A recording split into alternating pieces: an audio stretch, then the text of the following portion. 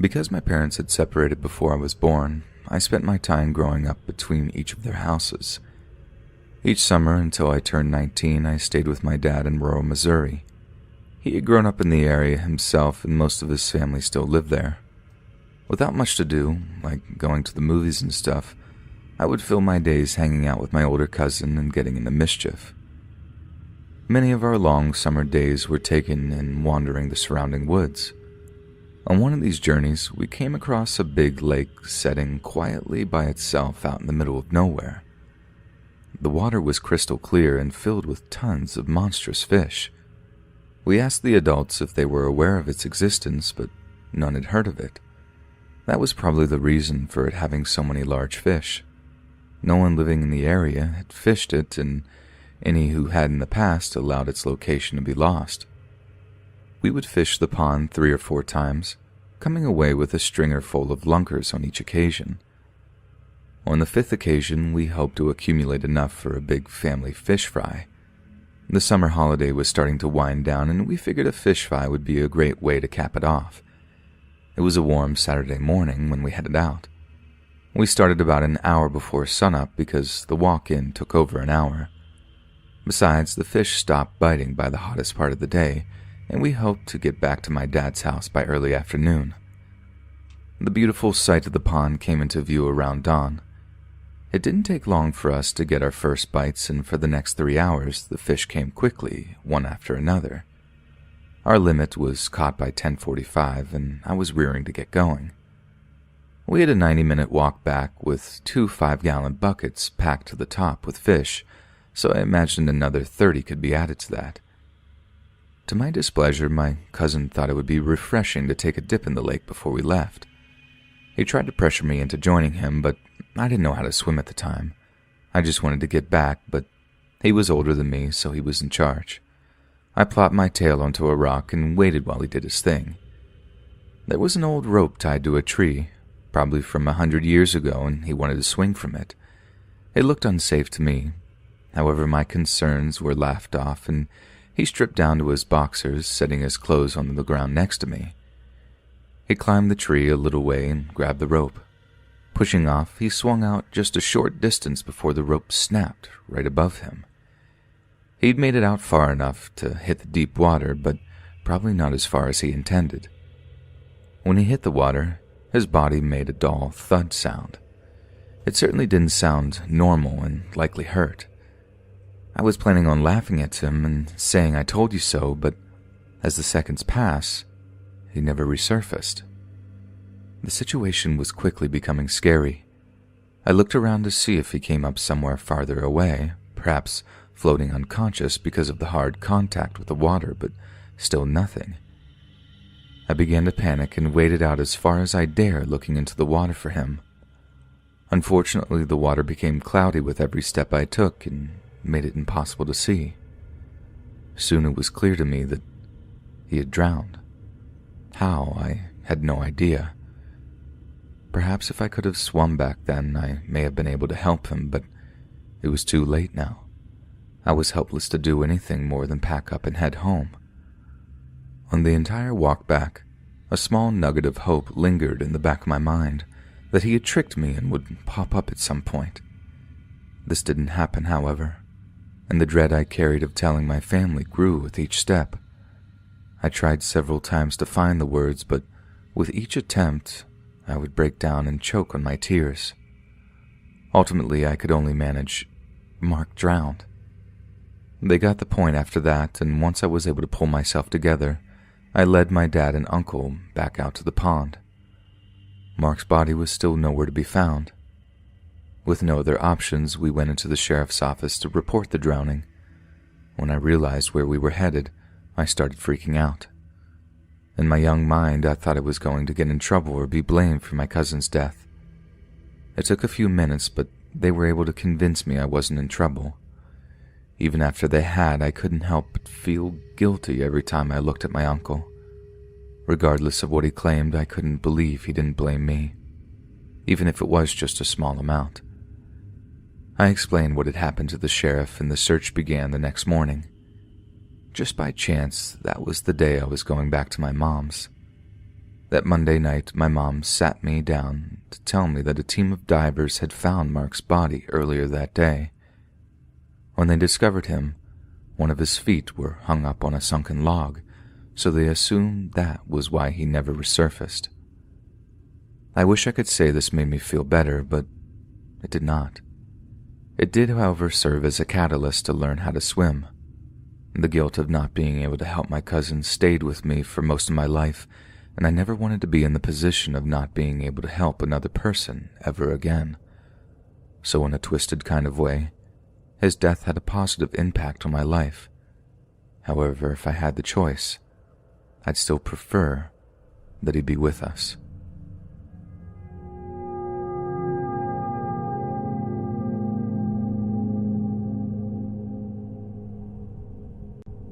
Although what I'm about to tell you may sound like one of your run-of-the-mill horror movies, I swear by the validity of it and what I saw. It all started on a very hot July day this past year. My car is almost 20 years old and sometimes overheats on hot days, just like this one. However, until I get a better paying job, it's the car I'm stuck with. This day I was driving through the back roads looking for a family of dog breeders a friend had told me about. I'd been searching for the place for several hours and was approaching the warmest part of the day.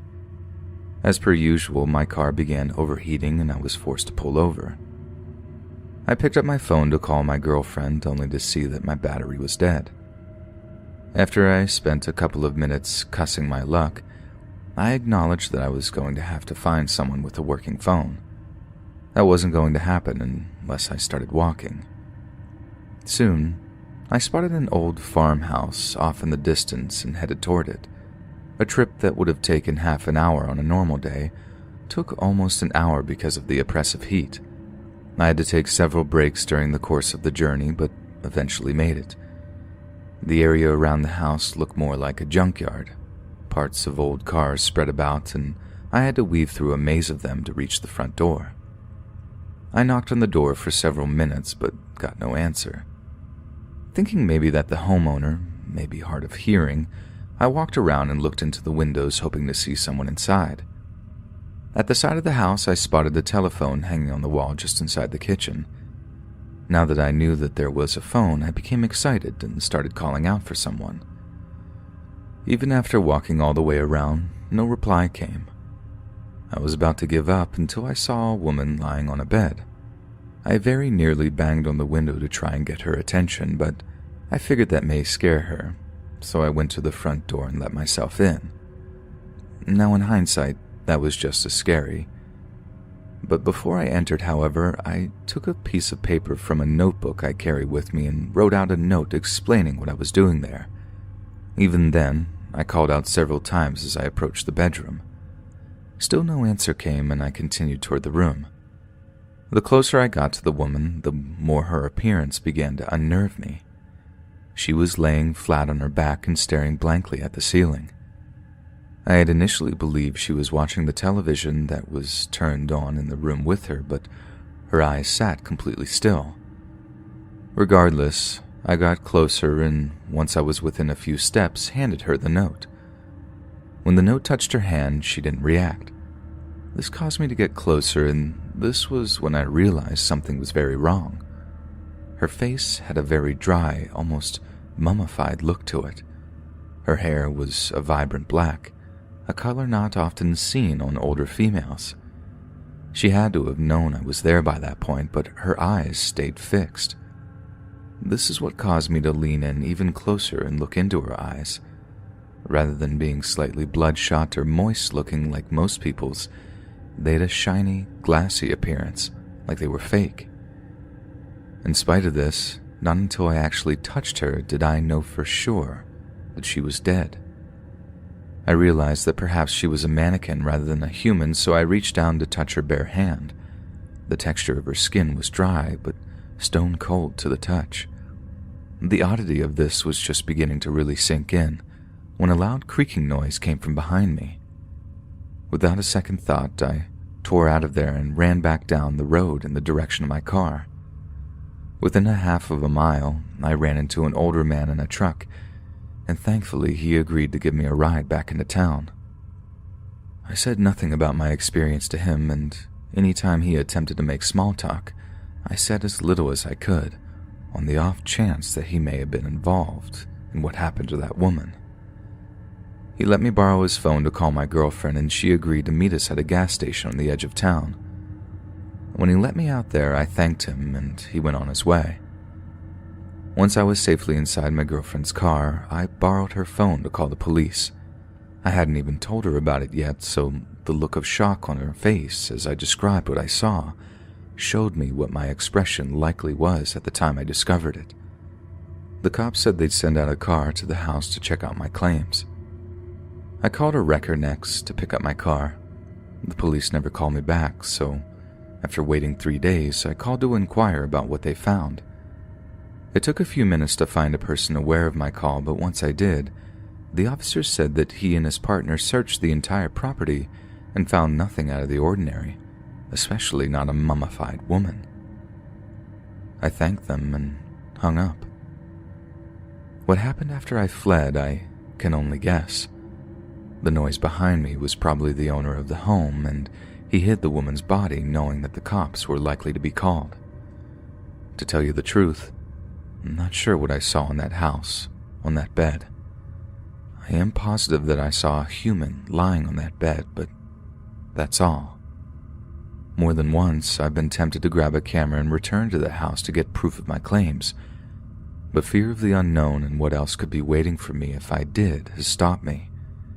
If the nightmares of her soulless eyes continue, however, I may have no other choice.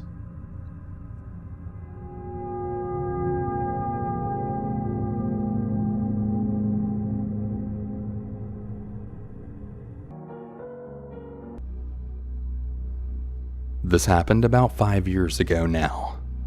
I had just gotten through a really rough breakup of a codependent relationship, so I was going through a phase of trying to be more independent, self-sufficient, and just generally more okay with being alone.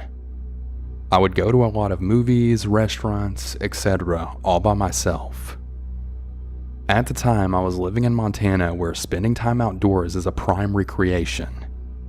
Camping solo seemed like it would be a really good exercise in truly being self-reliant, so I packed a little tent and went to Jerry Johnson Hot Springs.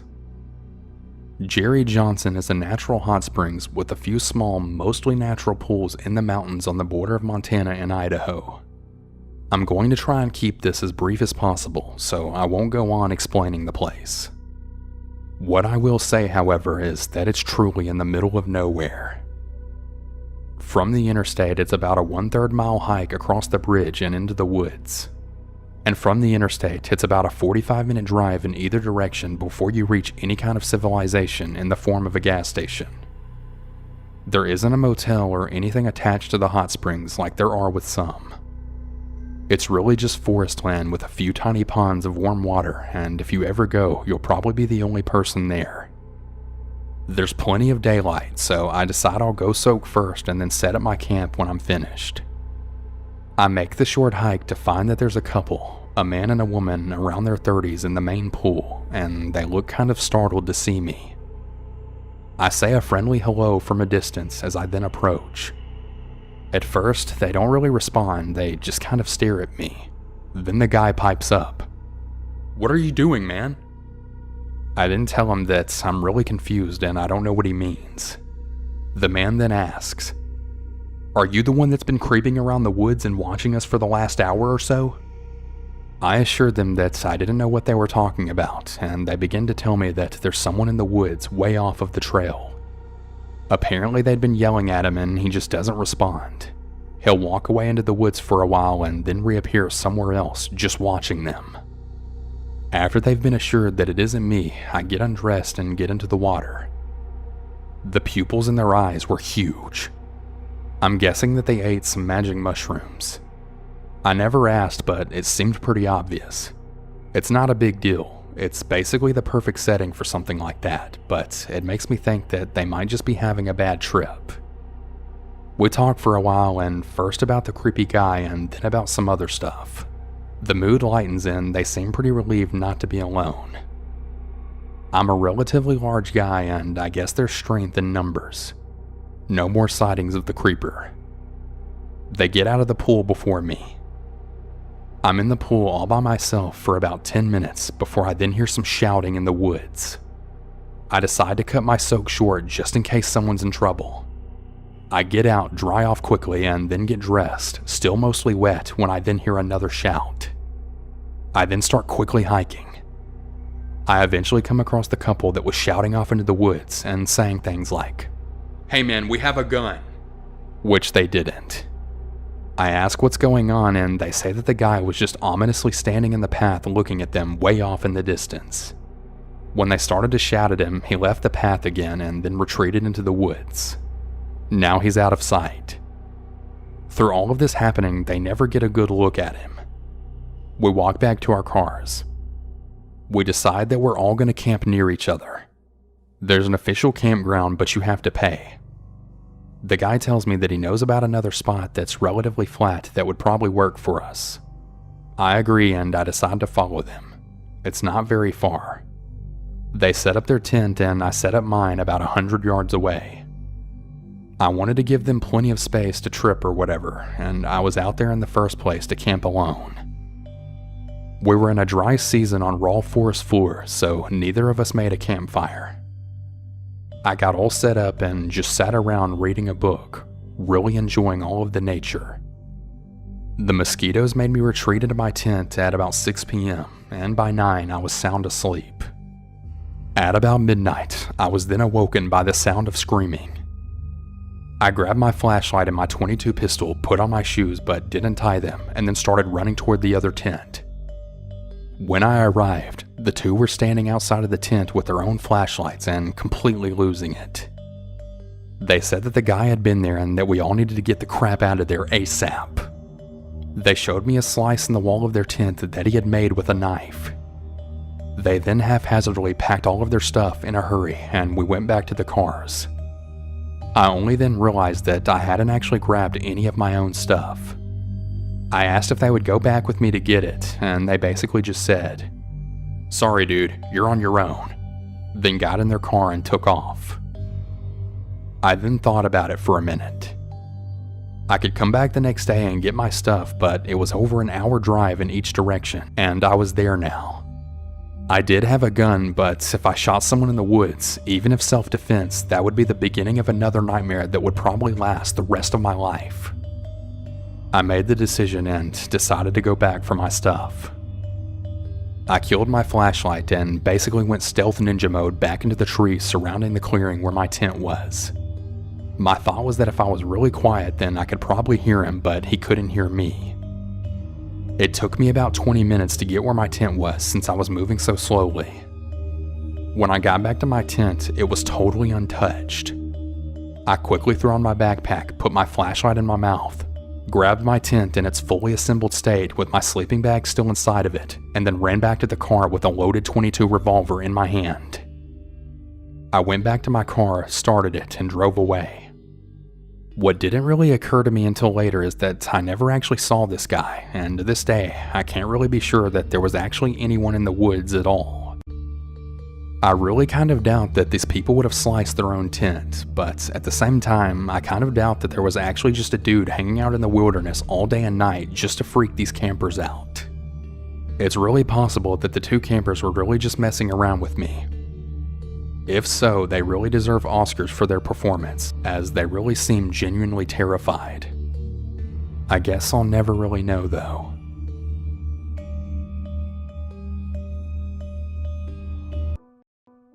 I remembered something that had happened to my best friend and I a few years ago, and I figured I would share it here.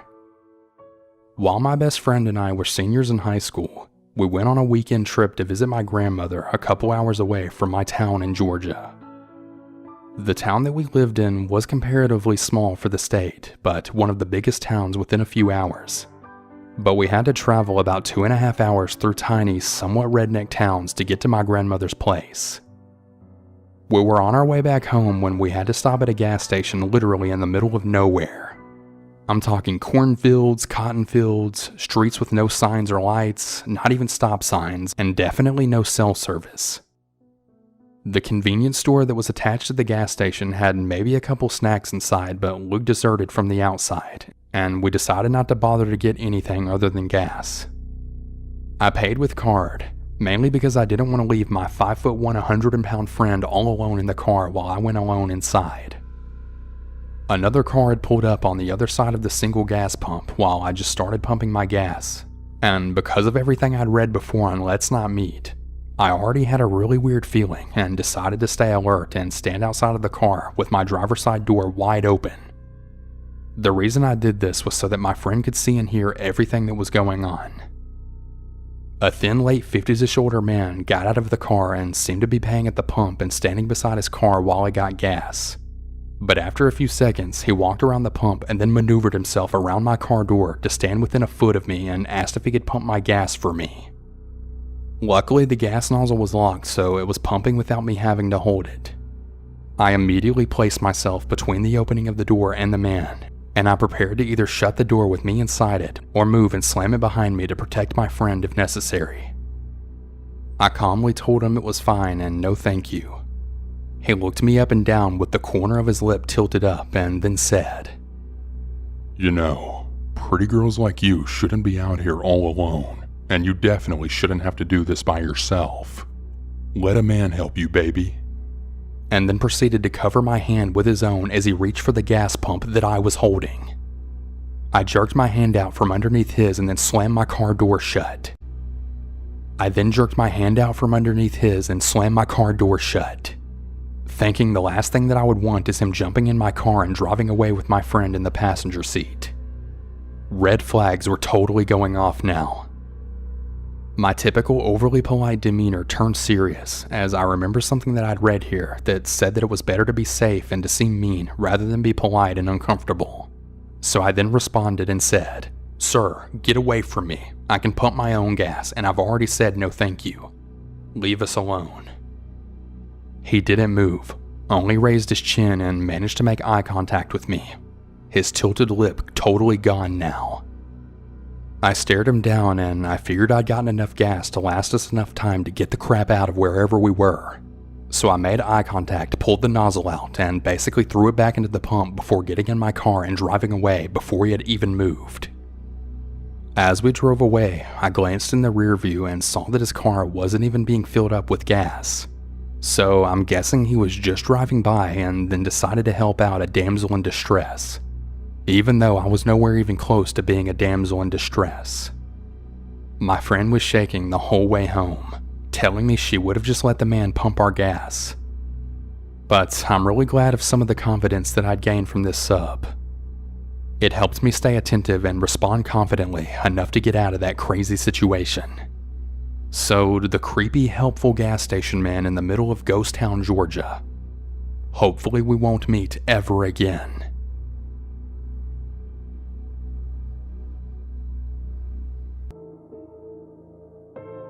I was helping my boyfriend move from Wisconsin to Colorado. I had driven out to Wisconsin and picked up some of his stuff, while he carried the rest of it in his own car. So we were driving separately.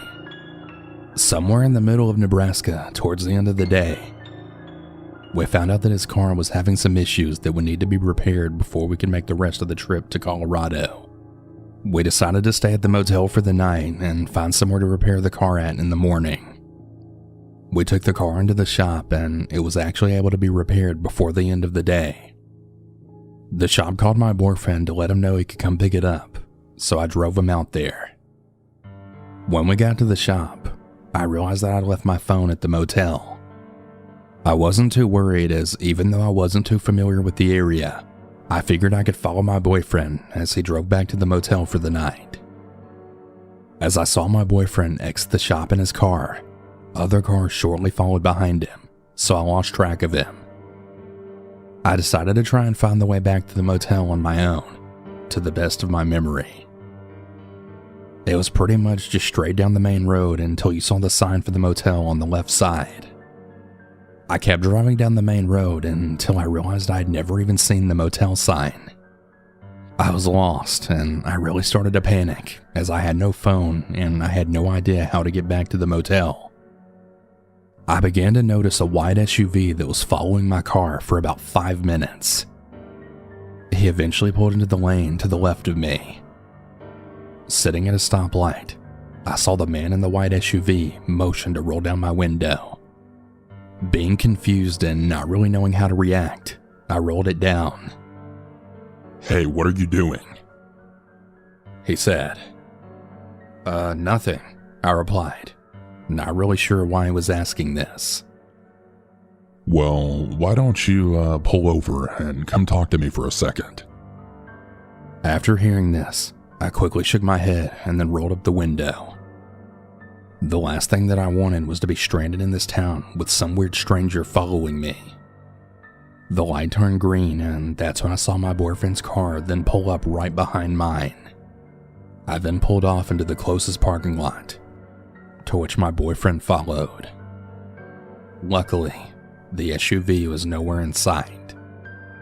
He said he was trying to catch up and find my car once he didn't see me at the motel. I let him drive me back that night so we could return for my car in the morning. Thank goodness my boyfriend had found me at the right time, as I'm not really sure what would have happened that night if he hadn't have found me, and if that man in the SUV had followed me any further.